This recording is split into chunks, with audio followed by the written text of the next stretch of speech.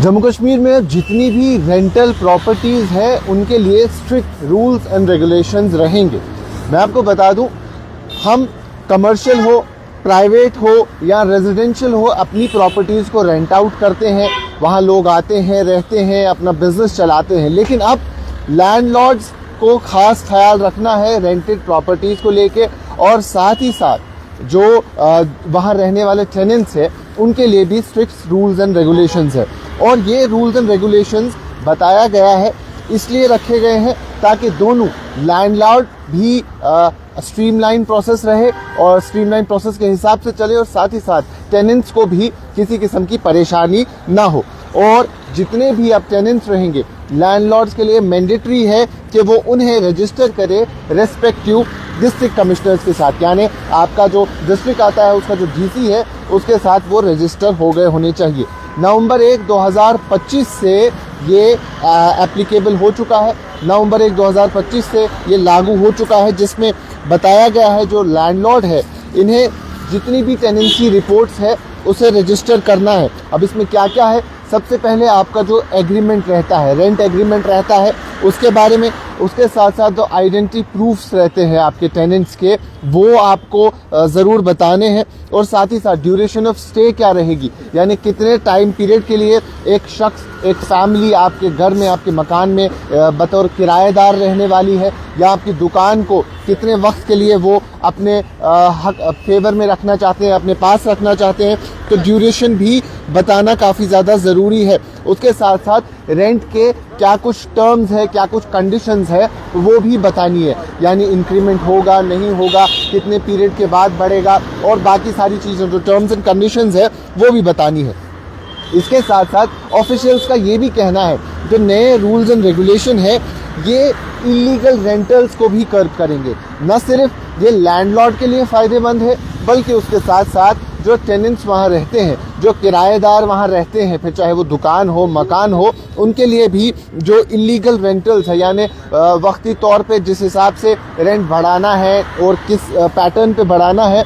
कभी कभार ऐसा भी होता है कि मकान मालिक हो या फिर जो आपका लैंडलॉर्ड है वो अचानक से आके आपका रेंट इंक्रीज़ करने की बात करता है और आपके पास और कोई चारा नहीं रहता और आपको रेंट देना पड़ता है। तो अथॉरिटीज़ का, ऑफिशियल्स का ये भी कहना है कि इलीगल रेंटल से भी ये आपको बचाएगा और साथ ही साथ प्रॉपर्टी के मिसयूज़ से भी बचाएगा। तो ये दोनों तरफ से फ़ायदेमंद है, ऐसा ऑफिशियल्स का कहना है, ऐसा एडमिनिस्ट्रेशन का मानना है कि लैंडलॉर्ड के हक़ में भी है और साथ ही साथ जो किराएदार हैं उनके हक़ में भी है।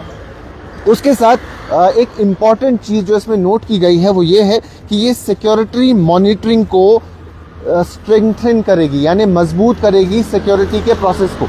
इससे एडमिनिस्ट्रेशन के पास, डिस्ट्रिक्ट एडमिनिस्ट्रेशन के पास तमाम तक डिटेल्स रहेंगी कि कौन किसके घर में आता है, कितने शख्स वहाँ रहते हैं, किसके पास आपकी दुकान है, तो सिक्योरिटी प्रोसेस भी स्ट्रेंथन हो जाएगी। साथ ही साथ सरकार ने ये भी कहा है कि जो अनलॉफुल या फोर्स्ड इविक्शन होते हैं उससे भी आपको बचाएगी। कभी कभार आपने देखा होगा कि मकान मालिक ऑल ऑफ अ सडन आपको कहता है कि आपको मकान खाली करना है, आपको दुकान खाली करनी है, फिर उस वक्त वो रेंट एग्रीमेंट अगर नहीं बना हो तो कोई लीगल बाउंडिंग नहीं रहती है। लेकिन इसमें ये आपको कहते हैं कि अनलॉफुल इविक्शन से, इलीगल या फोर्स्ड इविक्शन से भी एक किराएदार बच जाता है और वो उसे टॉलरेट नहीं करना पड़ेगा। और साथ ही साथ उन्होंने ये भी कहा कि जितने भी किराएदार हैं उन्हें रिमूव नहीं किया जा सकता है विदाउट ड्यू प्रोसेस, यानी जो रेंट एग्रीमेंट होगा उसी के बेसिस पे मकान मालिक को भी चलना है और उसी के बेसिस पे किराएदार को भी चलना है। तो ये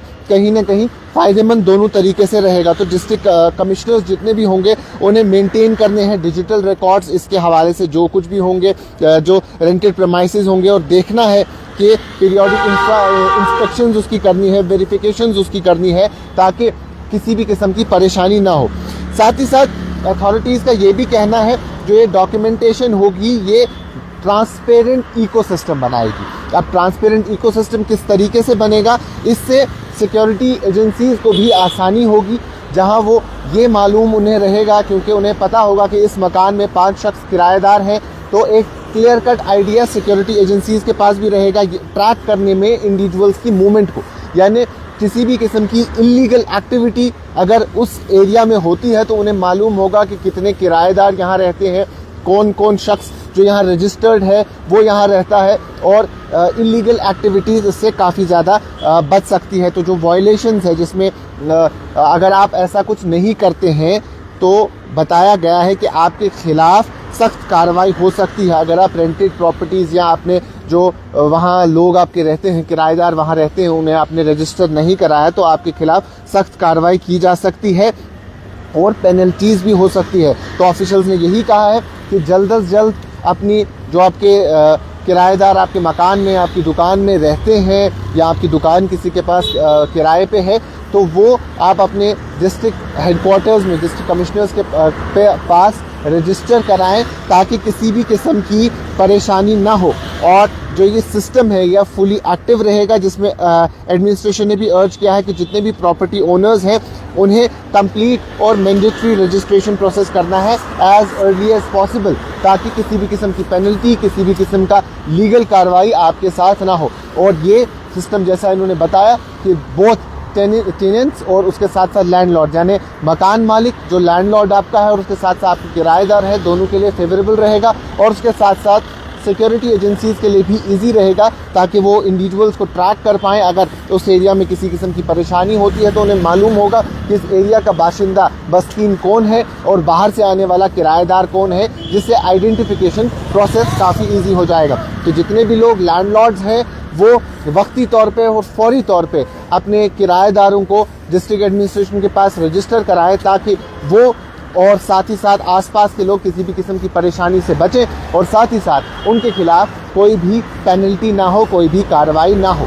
अभी के लिए इतना ही। बाकी तमाम मजीद मालूमात के लिए अब बने रहें कश्मीर लाइव के साथ।